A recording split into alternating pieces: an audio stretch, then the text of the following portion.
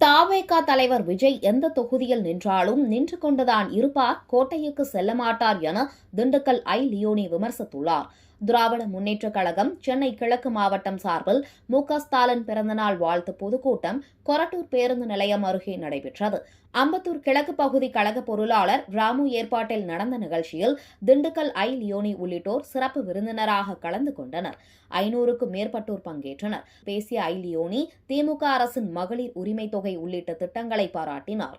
தொடர்ந்து பேசிய அவர் மோடி என்ற நடிகரும் எடப்பாடி பழனிசாமி என்ற துரோகியும் உருவாக்கிய கூட்டணிதான் தேசத்தை சீரழிக்க வந்த கூட்டணி என்றும், எதிர்க்கட்சித் தலைவர்கள் எடப்பாடி பழனிசாமி மற்றும் நரேந்திர மோடி ஆகியோரை கடுமையாக விமர்சித்தார்.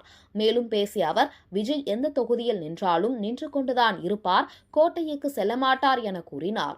நிகழ்ச்சி முடிவில் செய்தியாளர்களிடம் பேசிய அவர், எதிர்க்கட்சிகள் திமுகவை தடுக்க முடியாது என்றும், வரவிருக்கும் தேர்தலிலும் திமுக வெற்றி பெறும் எனவும் தெரிவித்தார். அந்த டிவிகே கட்சியில இவரு நயினார் நாகேந்திரன் ஒரு நடிகையை பற்றி ஒரு தரக்குறைவான ஒரு விமர்சனம் பண்ணார். ஆனா அந்த நேரத்துல முதல்ல எதிர்ப்பு குரல் கொடுத்தது நான்.